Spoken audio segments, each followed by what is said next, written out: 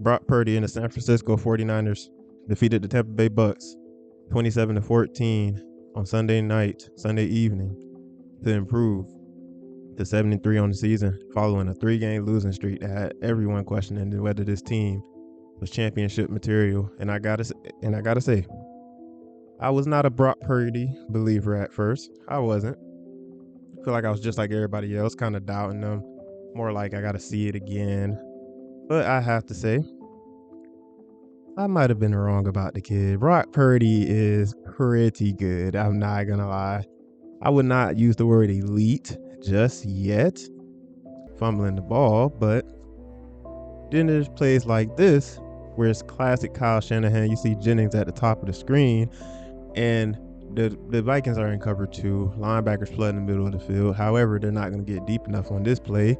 And watch what Purdy's going to do under pressure as he lets this ball rip straight over the middle. That's classic Kyle Shanahan. This is just classic what you expect to see on Brock Purdy's film, as you don't really see him make too many mistakes. Not as many as you would think for a player that's so young into his career.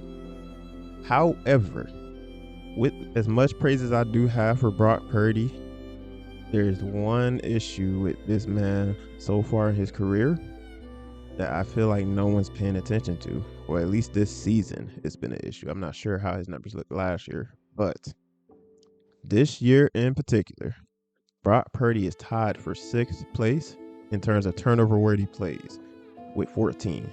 That is pretty high up on the list. Like, on top of that, is 4.2% of his throws are turnover-worthy plays, which is 8th in the league. So it's not like it's fluky or anything. And like I said, as you can see, his base numbers are really good. The yardage, the big time throws, he's top 5 in a lot of categories. But with that being said, the turnover-worthy plays over the middle, that's a classic Kyle Shanahan play. And on this play in particular, he just straight up misses it. Like, there is times where he either just misses the throw or he doesn't read the coverage right, and it leads to a play like that, which went straight to the safety. Now, obviously, I'm not saying he makes this mistake every time, but on a play like this, where you have the slot receiver running a clear out, just a straight 9 route, and then you got the outside receiver coming across the middle on a dig, and watch what Purdy's going to do. Now, this is late in the game, obviously. Defense is ready for you, but right under it, like, these are the little things that, like, obviously he's young, he's early in his career, but little things like this is popping up in his film that leaves you somewhat scratching your head, like, okay, maybe Purdy's good, but he's still human in the same breath. He's going to make some mistakes, and we understand that.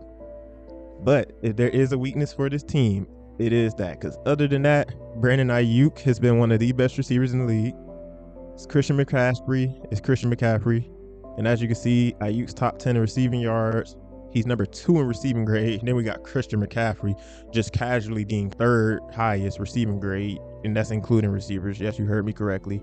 He has a higher receiving grade than he does a rushing grade. And he's leading the league in rushing. Like, Christian McCaffrey is ridiculous. Highest overall grade out of all running backs as well with an 88.4. This team is loaded on offense. And I haven't even mentioned Deebo Samuel or Kittle. Like, Brock Purdy has all the weapons. But when you're making plays like a play like this, once again, classic Shanahan. You run that 9 route to clear out, and then you run another dig with Ayuk. You have somebody right behind Ayuk motioning. However, when you flood the middle of that field and the linebacker gets back there, that should have been a pick. You're going to see in the next angle, like, he should have threw a pick on this play, but he got away with one. These are the turnover-worthy plays that somewhat concern me with this team, because plays like this are going to be made in the playoffs.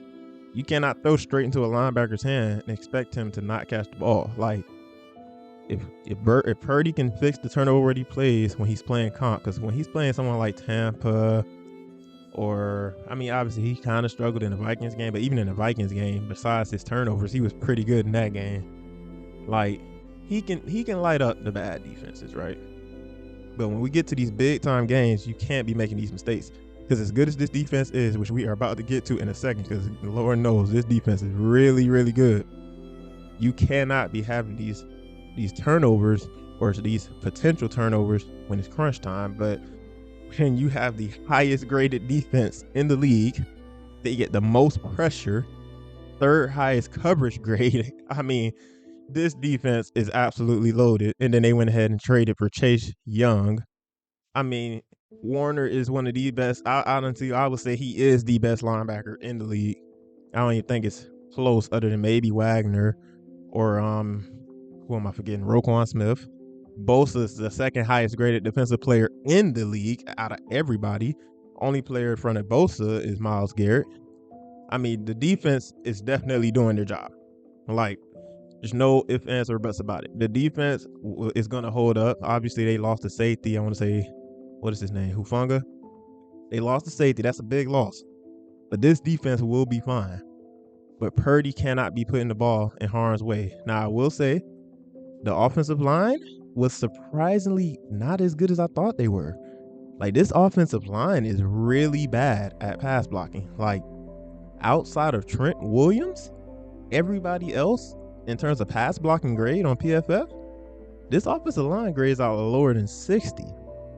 They even have a guard, I can't remember his name right now, but there's a guard on this team that's grading out below 30 in terms of pass blocking grades. And he started 10 games, either 10 or 9 games. So this offensive line is not blocking good in the pass blocking game, but they are third in run blocking grade in the entire league as a team.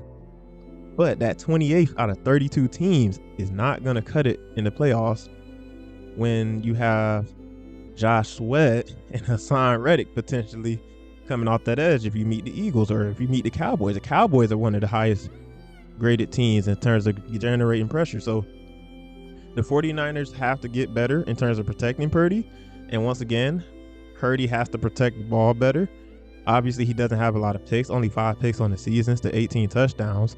But he is putting the ball in harm's way a lot more often than you would like, especially if you're trying to make a deep playoff run. So hopefully, as the season progresses, Purdy is going to clean up the turnover-worthy plays. CMC is just going to be CMC. And all these weapons on this team. I mean, I didn't even really talk about Kittle or Debo. Kittle was one of the best tight ends in the league this year. But at the end of the day, it's all going to come down to Purdy, regardless of the weapons. If Purdy's going to keep putting the ball in harm's way, it's not going to be too much success for this team. But I don't doubt that we'll be seeing this team play into late January. So I think the Niners are fine, and we'll see how the season plays out for them. But Purdy has to cut down on the turnover-ready plays immediately, sure.